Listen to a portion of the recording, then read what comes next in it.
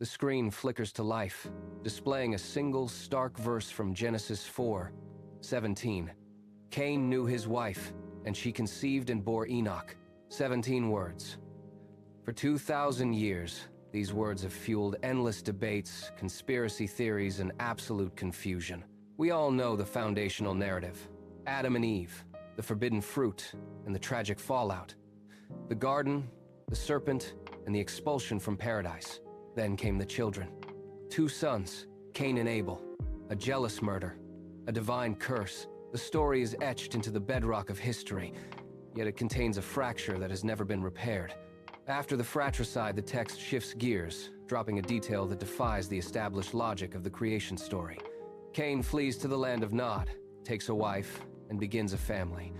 The narrative moves forward, but the question remains frozen in time. If Adam and Eve were the sole progenitors of humanity, where did she come from? This is the oldest cold case in history, and it remains stubbornly unsolved. Consider the math.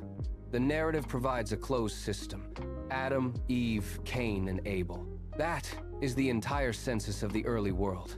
Then, the fratricide occurs. Abel is dead. Cain is exiled. By every rule of the text, there are only 3 living humans left on the planet: Adam, Eve, and the wanderer, Cain. Yet, the moment Cain steps into the land of Nod, the narrative introduces a wife. She appears without introduction, without origin, and without a father. The logic gap is absolute. If the Bible serves as a complete record of human descent, this woman is a mathematical impossibility. She is an intruder in the text. This is not a minor oversight. It is a structural collapse. We are forced to choose between 2 equally jarring conclusions. The unease grows when you realize the text treats her presence as mundane. It does not pause to explain her. Let us examine the crime scene with the precision of a cold case investigator. Genesis 4:1 records the birth of Cain, then Abel. The narrative is linear and controlled. After the fratricide, Cain is marked and cast out as a restless wanderer. This is where the text provides its most critical, overlooked clue. Cain explicitly fears that whoever finds him will kill him. He does not fear God. He does not fear his parents. He fears an external, unnamed whoever. This is a direct admission of a populated world. If the only humans were Adam and Eve, who was Cain afraid of? The text confirms he is terrified of people who are not his kin. He arrives in the land of Nod, a name that literally translates to wandering, and suddenly, the wife appears. She is not a ghost. She is not a hallucination. She is a functional participant in the narrative. The existence of this woman, combined with Cain's fear of strangers, forces us to acknowledge that the world outside the garden was not empty. The author of Genesis documents an anomaly that contradicts the singular origin story.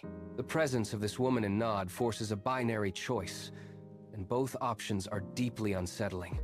We are left to navigate a theological minefield. Option 1, the Bible implies a second, unrecorded creation. This suggests that humanity did not begin solely with Adam and Eve, but that other groups existed simultaneously, living outside the garden walls. This path shatters the doctrine of universal descent. It forces us to ask, were these other people human in the same sense? Did they possess souls? Or were they merely biological precursors? If they were separate, the entire narrative of original sin becomes localized, losing its status as a universal human condition. Option 2 is far more visceral: the reality of incest. If Adam and Eve were the only progenitors, then Cain's wife was necessarily his sister. This forces the reader to confront the biological and moral implications of a foundational generation built on such unions. It turns the sacred origin story into a grim, clinical study. The text offers no comfort, no clarification, and no escape from these 2 conclusions. The foundation of the human story is either a lie or a taboo. The binary trap is set, yet the silence of the text remains absolute. Why would an author so obsessed with lineage, genealogies, and the precise counting of years simply leave such a massive void? This is not an oversight. It is a calculated, deliberate omission. For centuries, the greatest minds in theology have attempted to fill this silence. They have clawed at the edges of the narrative, trying to drag the truth into the light. But the more they dig, the darker the implications become. We are now forced to move beyond the text itself and into the realm of speculation.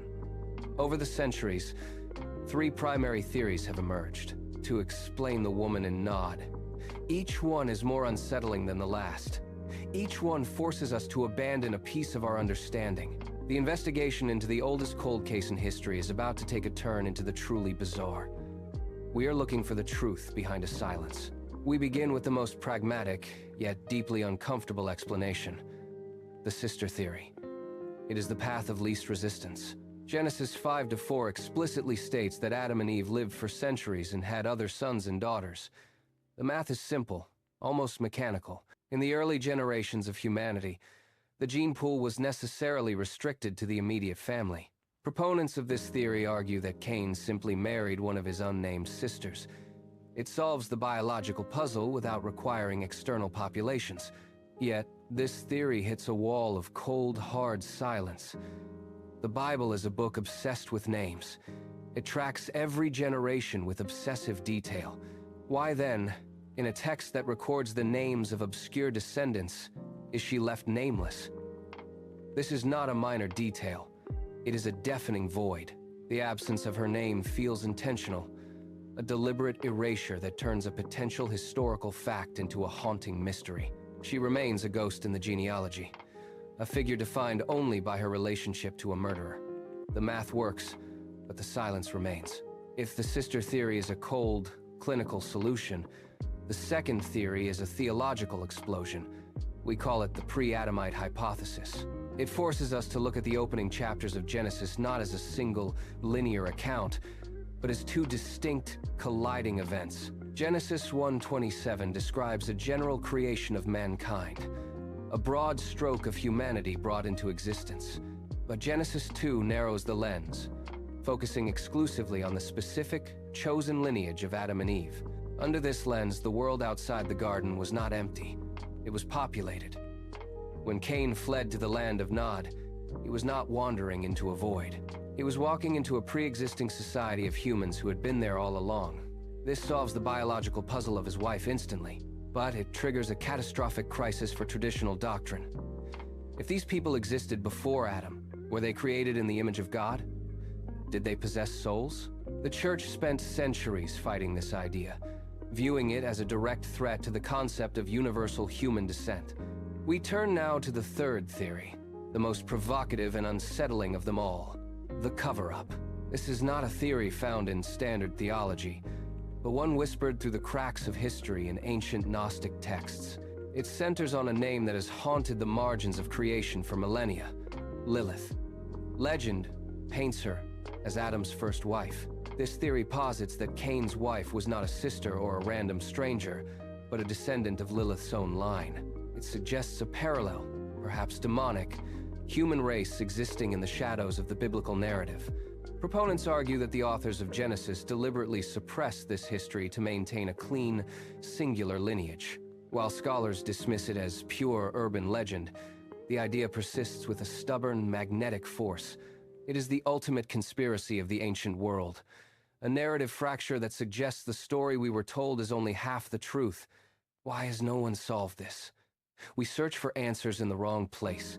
We treat the Bible like a police report, demanding names, dates, and biological consistency. But the author of Genesis was not a forensic investigator. He was a theologian. When we look at the wife, we are not looking at a person. We are looking at a narrative tool.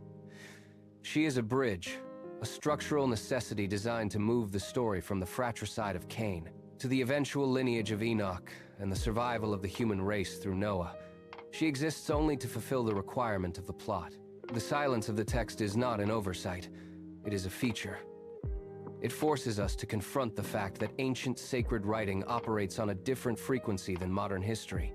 It is not concerned with the how of human biology, but the why of the divine plan. For 2,000 years, readers like Augustine, Calvin, and Luther have wrestled with this, trying to force a historical answer out of a theological text. They failed because they were asking the wrong questions. The wife is a placeholder in the ink of history, a ghost in the machine of the narrative.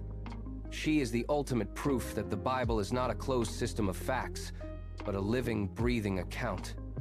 The mystery is the point.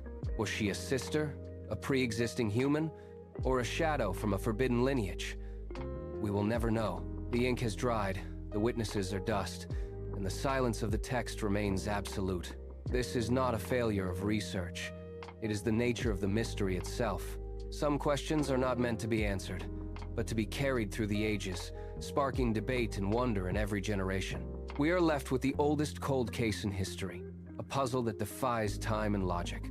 I am Ebbs Chronicles, and this was Case File 1. The journey into the unknown does not end here. If you want to peel back the layers of the next biblical enigma, whether it is the missing body of Moses, the strange science of the Nephilim, or the brutal, unsolved murder of King Eglon, the path is open. Drop the case number in the comments below and subscribe to stay on the trail. 2,000 years of silence, and we are only just beginning to listen. Some mysteries are ancient, some are buried deep, and all of them are still waiting for an answer. Until next time, keep digging.